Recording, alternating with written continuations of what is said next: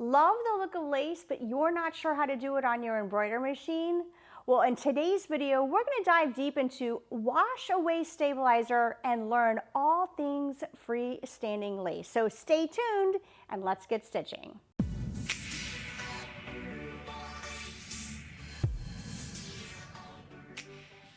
Hey there, welcome back, and it's Shannon with Gigi's Fabric Shop, home of Juki Junkies and Janome Junkies. So if you want to learn more about freestanding lace, you're in the right place. In this video, I'm going to give you tips and tricks to make sure that your freestanding lace is perfect. So I'm excited to share with you guys an amazing design from Designs by Juju. She has fantastic freestanding lace, and we'll drop a link in the comments below of all of her freestanding lace. But today, we're going to actually go over the Coastal Collection. She's got two series. I've sewn them all out, and here's just a sneak peek of a couple that I made for you guys today. This beautiful seashell, and look at this flamingo and all of the detail. So today we'll be sewing from her collection, and all the details will be below. So next up, let's talk about the materials needed for your freestanding lace. There's not a lot of materials, but I do want to go through what's going to make or break your design is the stabilizer that you use.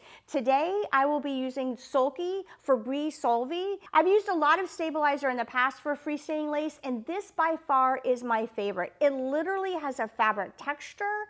I love the weight of the stabilizer, and it completely dissolves in warm water. I actually think that this stabilizer can hold up to those dense designs in these projects that are yielding about 24,000 to 25,000 stitches. So you want to make sure that you have good stabilizer, and I'll link down in the description below, available on Juki Junkies. I actually always like to recommend starting with a brand new needle in your embroidery machine. These projects, like I said, can be anywhere between 18 and 25,000 stitches, so starting with a new needle can ensure that your project won't encounter any skip stitches. Next up, you want to have a good pair of scissors that you can trim those fine details of threads either on the front or the back. And my go-to are these Karen Buckley teal scissors. They're small but mighty, and one of my favorites. All right, now let's talk about glide thread.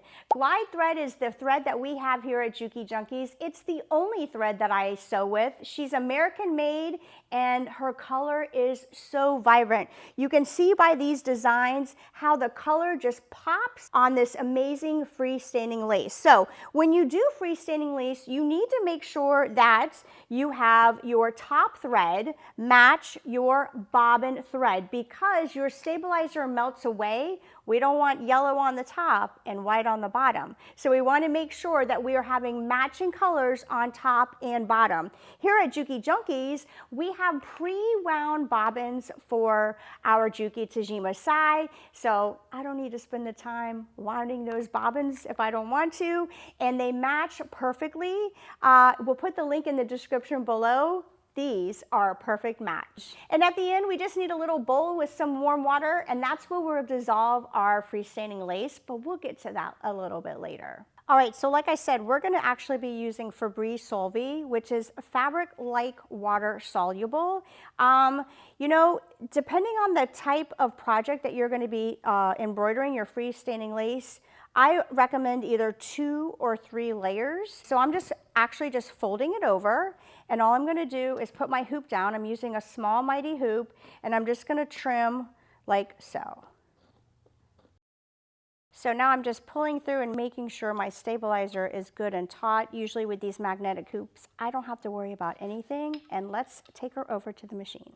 Today, we're going to be sewing her on the Juki Tajima Sai. It's our multi-needle machine. She's compact, and even though we're using one needle, we're going to get it done really quick with this machine. All right, so I'm just going to pull my design right down from my USB, and I'm going to just walk you through in case you have not seen the Tajima Sai in action before. So here's my palm tree. I'm going to bring her up, and I'm going to select my color. Right now, it shows that it's color 8, but I actually want to switch it to 1, so it's as quick as easy for me to switch for thread number 1, and I'm going to push set, And now I'm just going to make sure my hoop is in the right position. I'm able to move my crosshair laser up, down, left, or right to make sure I have it perfectly centered.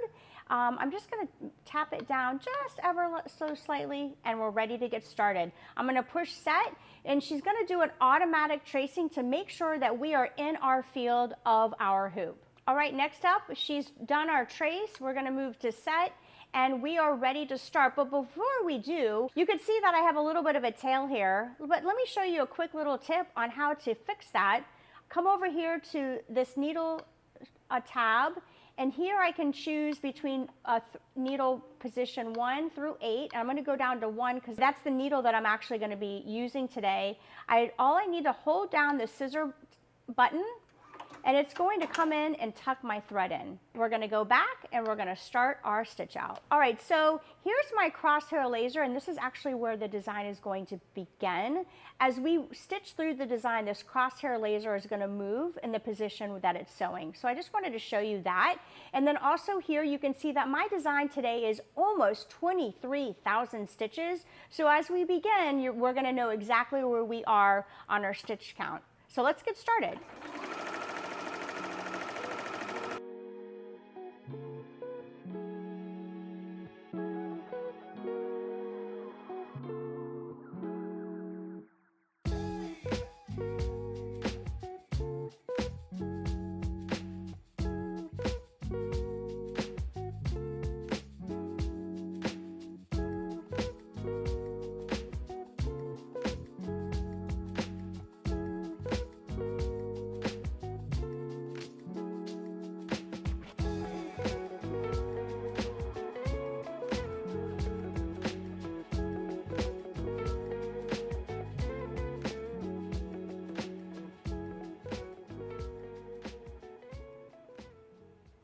All right, so she is all completed. Look at that attention to detail, almost 23,000 stitches. So usually what I do is just trim around about 1/8 all the way around the design.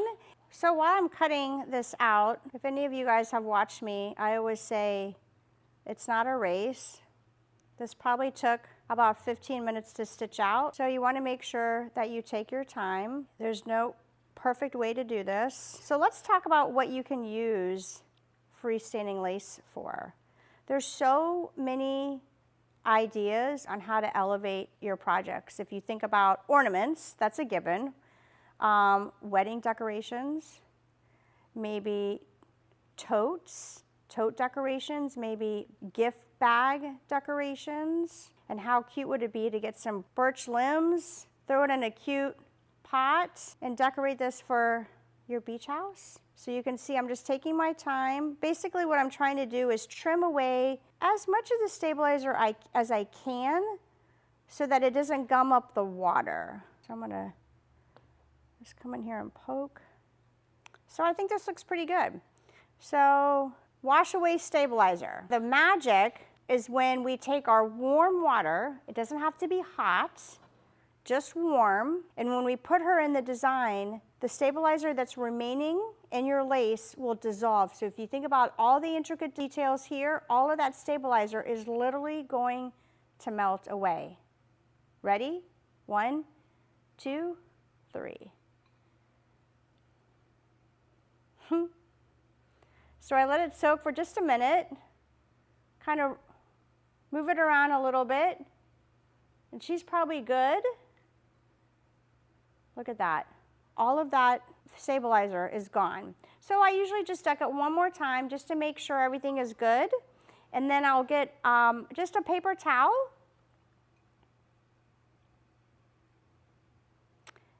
And I will fold it over and just dab.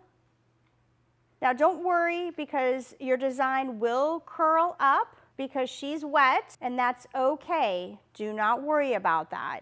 So I just will dry her off as much as possible in between these two pieces. Make sure I have my wash away completely dissolved. Usually what I do is just grab myself a few more dry paper towels, and I will actually place her on completely on a dry paper towel, and I will fold it over, put something heavy like a book and I will walk away for a couple of hours and let her dry underneath that, so that when she's completely dried, she's not curling and she looks like this. Completely dried and she's firm, she's stiff, she's got all the stabilizer dissolved away. So I usually let mine dry overnight, like I said, in between 2 pieces of paper towel, put something a little heavy on it, maybe a cutting board, maybe a book, and just walk away, forget about it, and when you wake up in the morning, she becomes this. All right, so freestanding lace. I hope you enjoyed this video. It's so fun to make this, and you can find some really, really intricate designs. 3D designs. You can make birdhouses, you can make bookmarks.